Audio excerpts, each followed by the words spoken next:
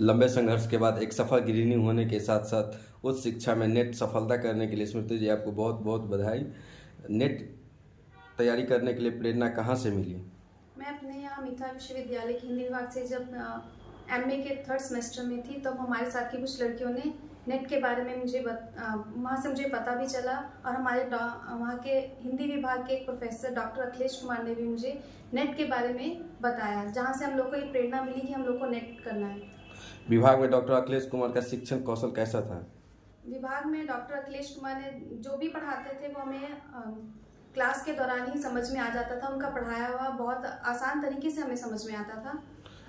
Net पास करने की जुनून कैसे आया? नेट पास करने का जुनून मुझे अपने सहपाठियों से, जब हम लोग पढ़ते थे तो वहाँ पर हम लोगों ने एक साथ शुरू किया नेट का तैयारी करने के लिए, जिसमें एक हमारे साथ की एक सहपाठी थी जिसने प्रथम बार में ही नेट का परीक्षा जब निकाला था, तो वहाँ से मुझे प्रेरणा मिली कि मुझे भी आगे चल के मतलब अच्छे से तैयारी करने के बाद मैं भी नेट पास करना चाहती थी। आप इससे पहले ही एग्जाम दिए थे नेट का क्या? जी, मैंने 3 बार एग्ज़ाम दिया है नेट का। ये तीसरा बार में सफलता मिला जी। नेट की तैयारी रणनीति आपको कैसी थी और कौन कौन किताबें सहायक है आपके लिए?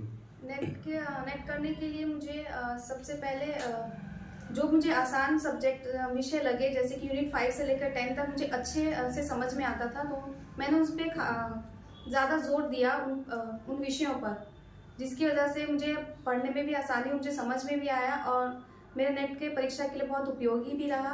और पुस्तकों की बात की जाए तो हिंदी साहित्य के इतिहास शुक्ल जी का जो है वो काफ़ी सहायक होती है नेट की तैयारी करने के लिए, और दृष्टि की गाइड भी आप ले सकते हैं, वो आपको काफ़ी सहायता करती है। उसके बाद सर के क्लास के नोट्स जो रहते थे उनसे भी काफ़ी मदद मिली है मुझे।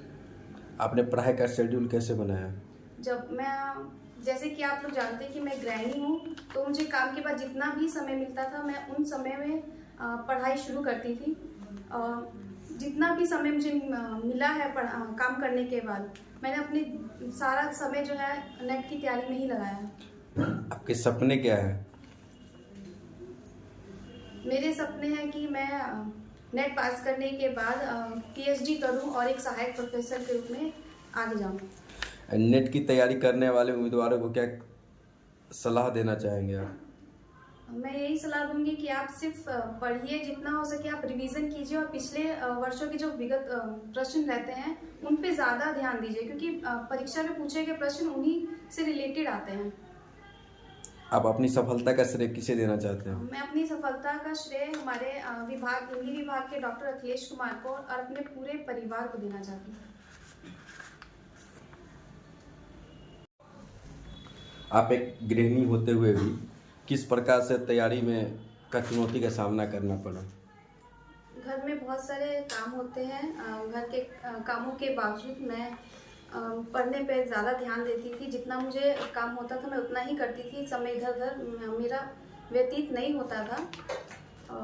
मैं ज़्यादातर अपना पढ़ाई पे ही ध्यान देती थी। कभी कभी ऐसा होता था कि घर में बहुत सारे फेस्टिवल त्यौहार आ जाते थे, जिनके दौरान मुझे कम समय मिलता था पढ़ने के लिए, लेकिन फिर भी मैंने उन कम समय में भी पढ़ाई को अपनी जारी रखा। ऑनलाइन क्लास किस प्रकार से सहायक है? ऑनलाइन क्लास आपको जो भी पढ़ाई में डाउट्स होते हैं उनको क्लियर करने के लिए भी ऑनलाइन क्लास आपके लिए बहुत ज़रूरी होता है। नए नए चीज़ों को जानने के लिए भी ऑनलाइन क्लास ज़रूरी होता है। कुछ नए क्वेश्चन के लिए भी ऑनलाइन क्लास ज़रूरी होता है। जो आपको समझ में नहीं आते हैं वो आप वहाँ से सीख सकते हैं। परिवार के लोगों का सहयोग कैसा रहा?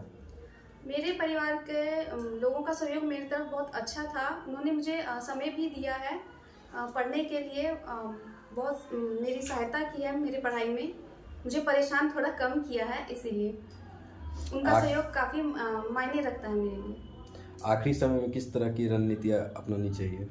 आखिरी समय में आप ज़्यादा कुछ पढ़िए मत। जो आपने पहले से पढ़ा हुआ है आप बार बार उन्हीं को पढ़िए। कुछ नया पढ़ने की कोशिश कभी नहीं करनी चाहिए। आप अपने प्रीवियस ईयर के क्वेश्चन पे ज़्यादा ध्यान दें। जो आपके मॉक टेस्ट हैं आप उन पे ज़्यादा ध्यान दें। उन्हीं को लगातार पढ़ने से आपको जो पढ़ाई वो ज़्यादा समझ में आती है और आपके दिमाग में अच्छे से वो बैठ जाती है। अब हो गया है।